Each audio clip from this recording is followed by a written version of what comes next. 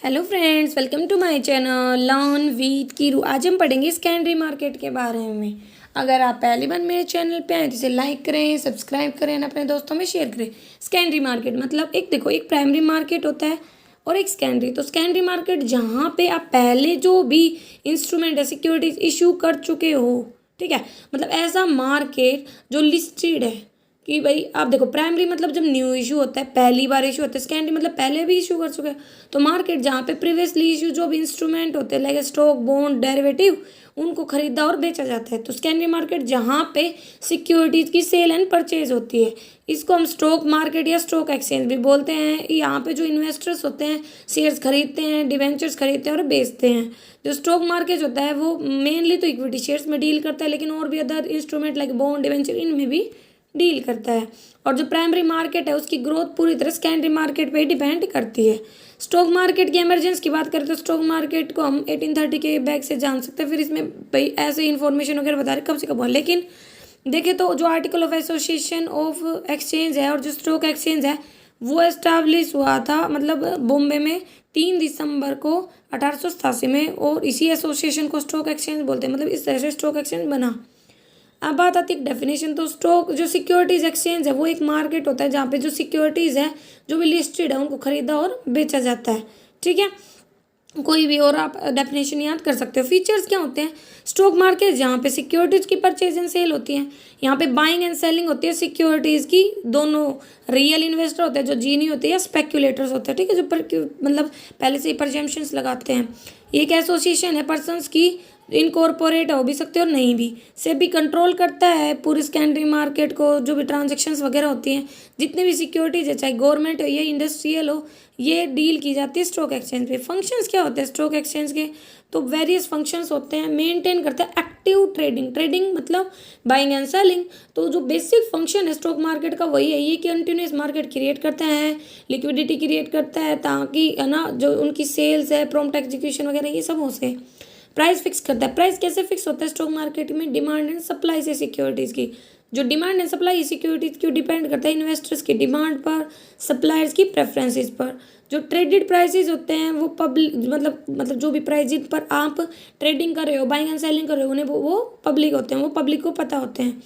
जब bulls situation होती है तो प्राइसेस बढ़ते हैं और जब बियर सिचुएशन होती है तो प्राइस घटते हैं।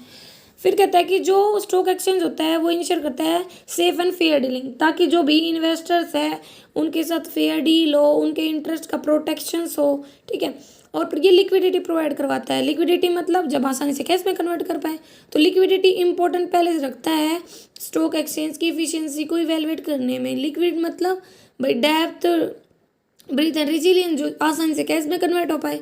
और डिसिमिनेशन ऑफ इंफॉर्मेशन मतलब इंफॉर्मेशन को पहुंचाने में, क्योंकि जो पब्लिश होती है शेयर प्राइसेस वगैरह से रिलेटेड डेली की जो इन्फॉर्मेशन अगर पता होगी तो इन्वेस्टर्स भी मोटिवेटेड फील करेंगे, हाँ भाई मुझे इन्फॉर्मेशन पता है, उसके अकॉर्डिंग डीलिंग करेंगे।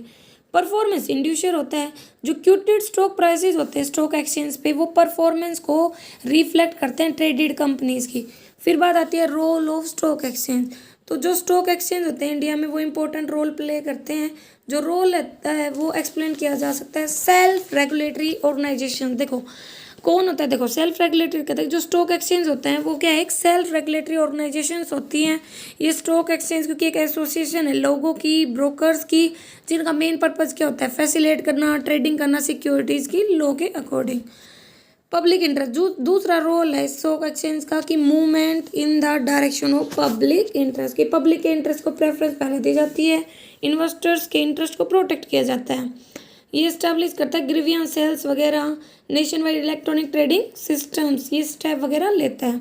फिर बात आती है enforcement of code of conduct. जो एसआर होते हैं सेल्फ रेगुलेटरी ऑर्गेनाइजेशन होती हैं, वो सेल्फ रेगुलेशन का काम करते हैं, ठीक है, सुपरवाइजरी रोल प्ले करते हैं गवर्नमेंट के अंदर और पब्लिक सर्विस इंस्टीट्यूशंस की तरह काम करते हैं। अलग अलग प्रकार की सर्विस प्रोवाइड करवाते हैं इन्वेस्टर्स को, ठीक है, ग्रो करते हैं पब्लिक सर्विस इंस्टीट्यूशंस को।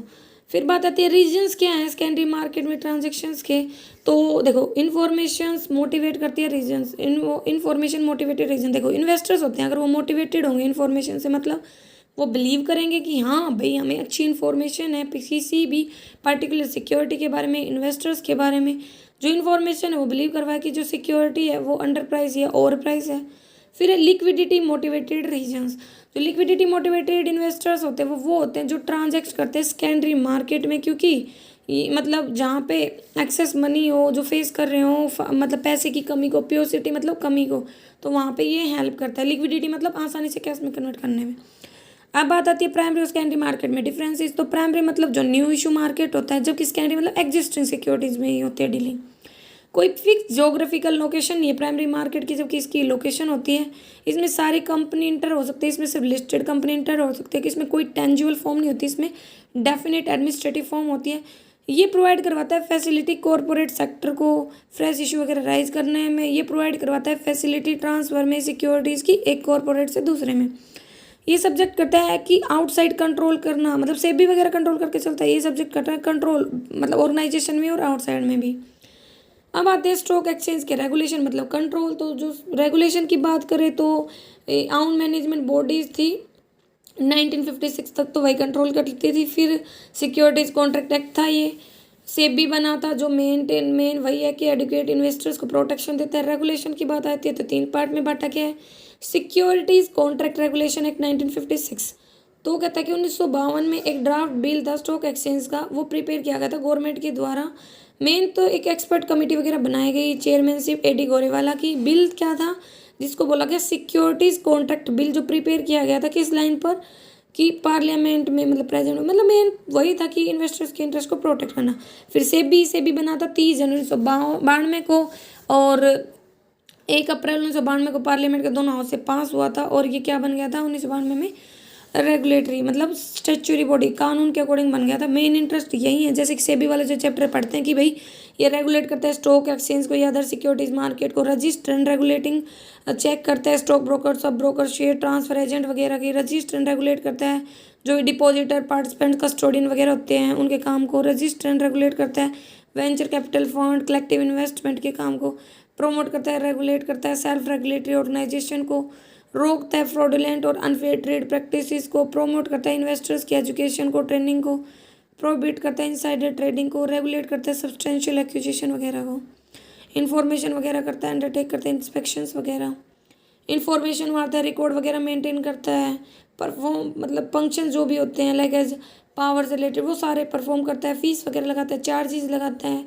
रिसर्च का काम करता है, इन्फॉर्मेशन वगैरह जो भी एजेंसी उनसे मांग वो सारे काम करता है। फंक्शंस क्या है डेवलपमेंट रोल के, तो ये डील करते हैं जितने भी मैटर्स है डेवलपमेंट से रिलेटेड, रेगुलेशन से रिलेटेड, उनसे एडमिनिस्ट्रेट करता है मतलब चेक करता है, जो भी लेजिस्लेटिव है जो अफेक्ट करते हैं सिक्योरिटीज मार्केट को, रेगुलेट करता है मार्केट के intermediate, stock exchange, sub broker, merchant वगैरह को, और प्रोवाइड करवाता है एडिक्वेट इन्वेस्टर्स प्रोटेक्शन।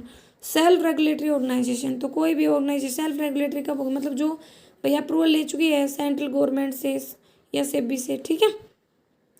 इसमें रिकॉग्नाइजेशन सेल्फ रेगुलेटरी ऑर्गेनाइजेशन का तो कौन हो, देखो बोर्ड ऑफ डायरेक्टर हो सकते हैं, या जो भी मतलब इसमें होती है power, constitution, power of management, जो पावर एंड ड्यूटीज़ होंगी सेल्फ रेगुलेटरी ऑर्गेनाइजेशन की। Admission into the self regulatory organisation of member में इसमें एजेंट होंगे, qualifications for membership, execution, supervision, expulsion, ये सब आता है।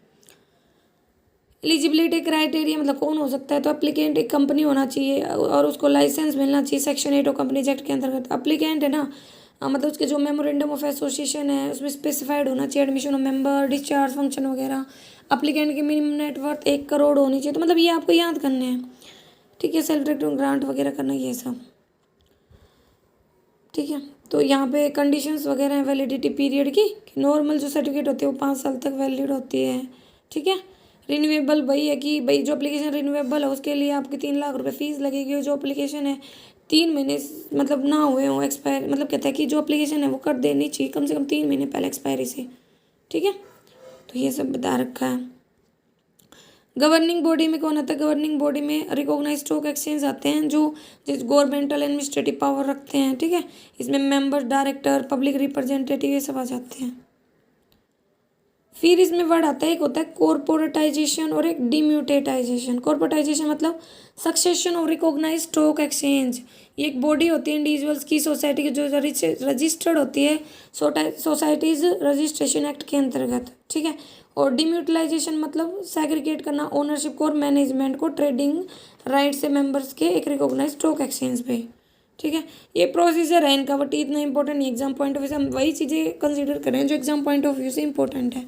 फिर स्टॉक एक्सचेंज में डील करने का प्रोसीजर, तो देखो भाई पहले तो एक ब्रोकर चूज करोगे, ब्रोकर जो डील करवाता है इंटरमीडिएट्स की तरह काम करता है। एक ऑर्डर प्लेस करोगे, जो भी सिक्योरिटीज़ वगैरह परचेज करनी है वो सब, कॉन्टैक्ट वगैरह करोगे, ठीक है, बाइंग एंड सेलिंग के लिए, सिक्योरिटीज़ के लिए प्रॉपर स्टॉक एक्सचेंज पे कॉन्ट्रैक्ट नोट वगैरह तैयार करोगे, ठीक है, सेटलमेंट करोगे, या तो फिजिकल फॉर्म में, फिजिकल मतलब भाई फिजिकली दे रहे हो और कैश ले रहे हो, बैंक वगैरह से क्लियर करवा रहे हो, या डीमेट अकाउंट की फॉर्म में। डीमेट मतलब जब उनको आप इलेक्ट्रॉनिकली ट्रांसफ़र करते हो, ठीक है, और रोलिंग स्टेटमेंट वगैरह प्रिपेयर करोगे। तो ये होता है इसका, ठीक है। इसमें स्टॉक एक्सचेंज को कौन कौन से फैक्टर अफेक्ट करते हैं वो भी बता रहे, भाई कंपनी की financial position, demand, supply, institution कैसे परफॉर्म कर रही हैं, स्पेकुलेटिंग एक्टिविटीज़ वगैरह ये सब। अब आते हैं स्पेकुलेटर्स के टाइप, ये इंपॉर्टेंट है। देखो बुल मतलब इसको ना तेजी वाला भी बोलते हैं, जो प्राइसेज एकदम से बढ़ने लग जाते हैं सिक्योरिटीज़ के, ठीक है। और बियर मतलब जब प्राइसेज है ना वो गिरने लग जाते हैं, इसको बोलते हैं मंडी वाला। और स्टैग मतलब जो प्राइस होते हैं वो क्वार्टाइज होते हैं, मतलब बहुत केयरफुल रहते हैं, सेफली क्यूशसली वर्क करते हैं, ठीक है, क्वार्टाइज वर्क मतलब ड्राइवे। और लेम डक क्या होते हैं, मतलब इसको ये सेकंड फॉर्म है बियरर की, मतलब जो भाई अनेबल या डिफ़िकल्टी फील करते हैं कमिटमेंट वगैरह को फुल करने में, जो स्ट्रगल करते हैं, ठीक है। प्रोविज़न वगैरह आप देख सकते हो। लिस्टिंग का मतलब होता है लिस्ट करवाना, स्टॉक एक्सचेंज पे रजिस्टर्ड करवाना। तो listing of securities on recognise stock exchange का मतलब है एडमिट करवाना एक्सचेंज को परचेज एंड सेल के लिए। जितनी भी कंपनी होती है जो पब्लिक को ऑफर देना चाहते हैं सब्सक्रिप्शन के लिए, उनके लिए लिस्ट करवाना जरूरी है। डेप्ट को आप बिना लिस्टिंग के भी इश्यू कर सकते हैं, ठीक है। ऑब्जेक्टिव यही है कि इंटरेस्ट को प्रोटेक्ट करना, शेयर होल्डर के प्रॉपर सुपरविजन हो पाए, लिक्विडिटी मेंटेन रहे, सिक्योरिटीज को रेगुलेट कर पाएँ, मार्केट फैसिलिटी प्रोवाइड करें पाएँ, और कॉन्सेंट्रेशन को इग्नोर करें, ठीक है। फिर है इनसाइडर ट्रेडिंग। इनसाइडर ट्रेडिंग मतलब जो इलीगल फॉर्म में होती है, मतलब ऐसी ट्रेडिंग जो अनपब्लिश प्राइस सेंसिटिव, मतलब ऐसी इन्फॉर्मेशन को पब्लिश करते हैं जो सेंसिटिव है, ठीक है। तो ये होता है, इसमें यही है कि भाई जो इन्फॉर्मेशन है, कोई भी पर्सन है जो कनेक्टेड ऑर्गेनाइजेशन या कनेक्टेड माना गया है, ठीक है, जो रीजनेबली एक्सेस कर सकता है जो भी इंपॉर्टेंट इन्फॉर्मेशन है उसको, अगर वो पब्लिक कर दे। तो जो अनपब्लिश्ड मतलब जो नहीं करनी चाहिए, सेंसिटिव इन्फॉर्मेशन आती है, फाइनेंशियल रिजल्ट्स, भाई जो भी डिविडेंड डिक्लेयर किया गया वो, issue shares, right issue, bonus issue, ये सब, अमलगमेशन, मर्जर, ये सारे मतलब डिटेल बता देना। फिर आते हैं फैक्टर्स कौन कौन से जो कैपिटल मार्केट को अफेक्ट करके चलते हैं। तो देखो जो भी डेवलपमेंट बैंक है, इन जो भी इंडस्ट्रियल फाइनेंशियल इंस्टीट्यूशंस हैं ये अफेक्ट करती हैं, जैसे कि इसमें इफ IFCI, RDBI, ये सब है। लेजिस्लेटिव मेजर्स कहता है कि जो भी मेजर्स होते हैं वो लिए जाते हैं कि ताकि जो भी इन्वेस्टर उनका प्रोटेक्शन रहे, तो ये भी ग्रोथ में हेल्प करते हैं। Underwriting business, growth of underwriting business कहता है कि जो इंडियन है वो ग्रो कर रहा है, मेनली क्यों, क्योंकि ग्रोथ हो रही है फाइनेंशियल इंस्टीट्यूशंस की, कॉमर्शियल बैंक्स की, ठीक है। तो अंडरराइटिंग होता है ना वो एक गारंटी की तरह काम करता है। फिर सेबी भी तो रेगुलेट करके चलता है, ये प्रोटेक्शन देता है, नए नए रूल्स रेगुलेशंस बनाता है।